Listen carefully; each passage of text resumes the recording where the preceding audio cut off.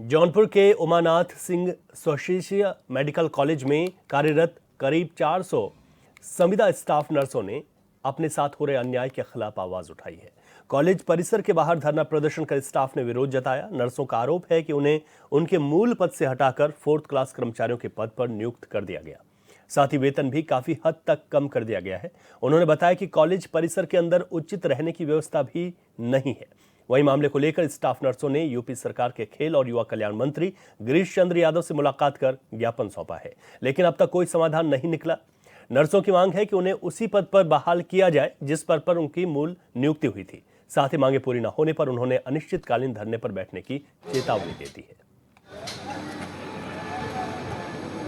बगैर किसी नोटिस के अचानक ही आपको शाम को दोपहर ड्यूटी करके घर जा रहे हैं, शाम को नोटिस आ रहा है कि आपको भरना है तो आप MPW हो जाइए, 4th क्लास हो जाइए, नहीं तो आप ड्यूटी छोड़ के जा सकते हैं। ये कहाँ का नियम है?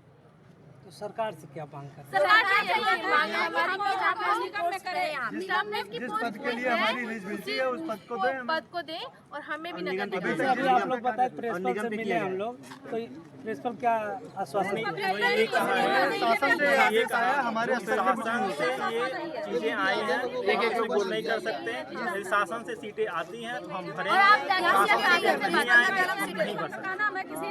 और ये भी का ये कि जब हमारी ज्वाइनिंग हुई 19,500 में और उसके बाद हमें PF कटने के बाद हमें 14,000 सैलरी आती है।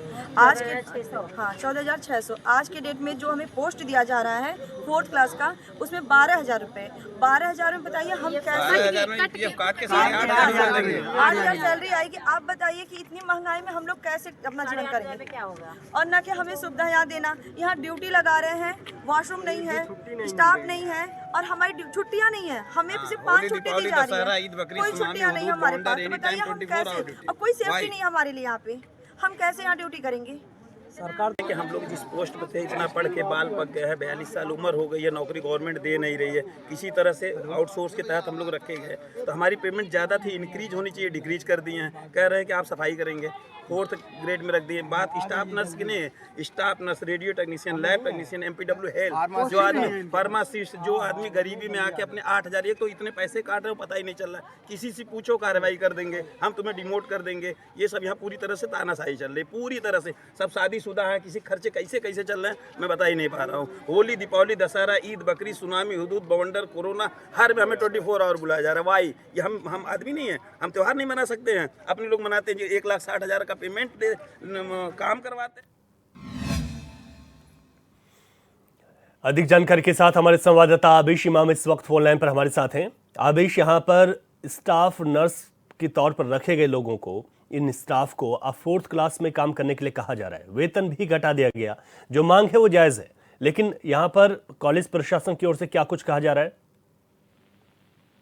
कॉलेज प्रशासन की तरफ, रवि जी सबसे पहले तो धन्यवाद आपका। उसके बाद कॉलेज प्रशासन की तरफ से इन लोगों ने कल से जो आज तक ये लोग धरने पे बैठे हैं, अभी तक किसी तरीके का कोई भी आश्वासन नहीं दिया गया है। कॉलेज प्रशासन अपनी उसी बात पे अड़िग है जो इन लोगों ने कही है कि सैलरी डिक्रीज की जाएगी और इनको 4th क्लास में किया जाएगा। दूसरी बात, महिलाओं का भी बहुत बार ये कहना है कि कभी कभी ये लोग ड्यूटी जो है महिलाओं की आउटसाइड लगा देती हैं या बैक साइड मेडिकल कॉलेज के लगा देते हैं, जहाँ पे सुरक्षा का भी इंतजाम नहीं है, ना वहाँ पे वॉशरूम की व्यवस्था है, ना और भी कोई मेल स्टाफ की व्यवस्था होती है। महिलाओं को बैक साइड या गेट की तरफ खड़ा कर दे रहे हैं। जी। लोगों का कहना है कि मैं इतनी सैलरी में, उसके बाद सबसे मुख्य कारण कि इन लोगों का कहना है कि इनको छुट्टियां भी नहीं दी जाती हैं, जबकि ये अभी नया इसका जो है मेडिकल कॉलेज बना हुआ है, इसकी सारी व्यवस्था चाक चौबंद होनी चाहिए, लेकिन ऐसा कुछ भी नहीं है।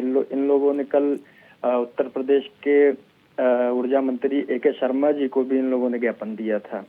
उसके बाद जौनपुर के सदर के विधानसभा के MLA और खेल राज्य मंत्री गिरीश यादव को भी इन लोगों ने ज्ञापन दिया। जी। लेकिन किसी तरीके की सुनवाई नहीं है। इन लोगों का कहना है कि अब ये अभी 1 घंटे बाद ये लोग उठ के यहाँ से जाएंगे और जिलाधिकारी जौनपुर को ज्ञापन देंगे। और अभी मेरी बात हुई तो इन लोगों ने कहा कि मैं कल हम लोग सारे स्टाफ वाले मुख्यमंत्री श्री योगी आदित्यनाथ जी के पास जाएंगे। ठीक है, आबिश, देखना होगा कि इस पर क्या कुछ हल निकलेगा। शुक्रिया आपका जानकारी के लिए। धन्यवाद।